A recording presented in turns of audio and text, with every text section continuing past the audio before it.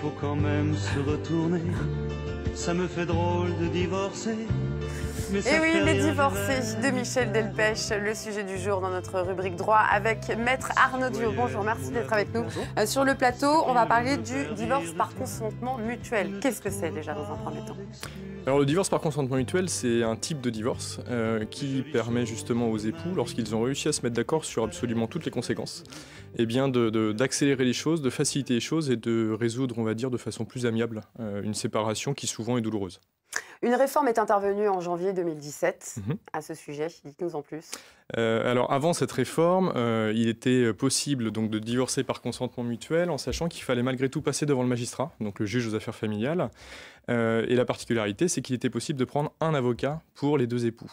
Depuis le 1er janvier 2017, ça n'est plus possible de fonctionner comme ça. Ils ont voulu déjudiciariser en excluant le divorce par consentement mutuel et en permettant justement de passer outre le juge aux affaires familiales. La contrainte supplémentaire pour les époux, c'est qu'il faut qu'ils aient chacun leur avocat. Et dans ce cadre-là, en fait, on sort de la procédure judiciaire. L'avantage pour les époux, c'est qu'il n'y a plus besoin de passer devant le juge aux affaires familiales. Par contre, chacun doit s'en avoir, donc financièrement, c'est peut-être moins intéressant que... Alors, il y a un surcoût, sauf parce que l'un des époux bénéficie de l'aide juridictionnelle, mais il y a un surcoût parce que chacun des époux doit avoir son avocat, ce qui n'était pas possible avant la réforme. Quelles sont les procédures ?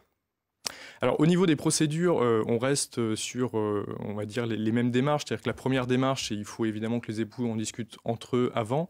Il faut qu'il y ait un vrai travail, une vraie cohésion. Et puis, une fois que le projet a mûri, il faut qu'ils puissent contacter chacun un avocat.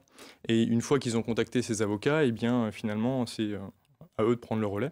Ils prennent contact l'un avec l'autre et puis ils essaient de discuter et de mettre en forme un petit peu les accords auxquels les époux sont intervenus. Donc ça va concerner par exemple les enfants, tout ce qui est autorité parentale, résidence, pension alimentaire s'il y a matière ou pas. Et puis ça va concerner aussi les époux au niveau financier avec la répartition d'un bien mobilier ou de comptes bancaires, de choses comme ça.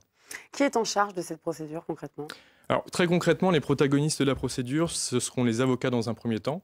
Et puis derrière, ce sera le notaire. Pourquoi ? Parce que autant on n'a plus besoin d'un magistrat pour rendre un jugement, mais on a besoin d'un notaire pour enregistrer en fait la convention. La convention, c'est l'acte qui va être préparé exactement par les avocats et qui, une fois que ce sera signé par les avocats et par les parties, sera transmis au notaire.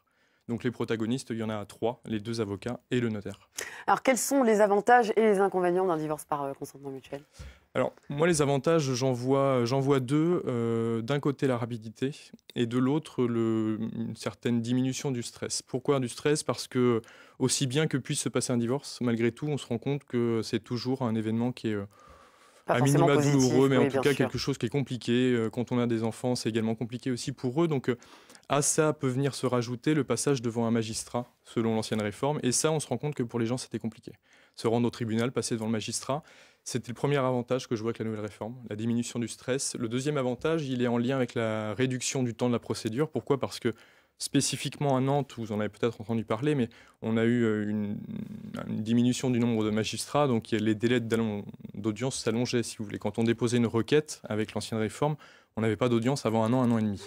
Donc il faut aussi patienter pendant tout ce temps-là. Les gens ont aussi des projets pour tout ce qui va derrière. Et donc, parfois ils ne veulent plus divorcer, et tant mieux. Alors, si c'est le cas, tant mieux. Oui. Si c'est le cas, tant mieux. C'est assez rare malheureusement, mais voilà, il y a quand même une réduction du temps parce qu'aujourd'hui, entre le moment où vous allez voir votre avocat, qu'ils ont préparé la convention, et où ils vont pouvoir signer, on est sur du 2-3 mois, grosso modo. Ouais. Donc il y a un gain de temps qui est important. Est-ce qu'il y a des... oui, et puis des inconvénients ? Les inconvénients, vous l'avez évoqué, il y a potentiellement, si les époux ne sont pas à l'aide juridictionnelle, un surcoût parce qu'il faut qu'ils prennent chacun leur avocat. Après, derrière, le coût du notaire est assez raisonnable puisque c'est 50 € ou 40. Je crois que ça a été fixé par décret, donc c'est assez raisonnable. 40 à 50 €, c'est ça 50 €, 40. 50,40 €, ah oui d'accord, exactement. Très précis. Pour moi, c'est un des seuls inconvénients, en sachant qu'on peut justement ne pas passer devant le magistrat, sauf un cas, une exception, lorsqu'on est en présence d'enfants mineurs qui souhaitent être entendus. Si c'est le cas, eh bien dans ce cadre-là, on rebascule sur un petit peu l'ancienne formule. Et là, ça nécessite un passage devant le juge aux affaires familiales.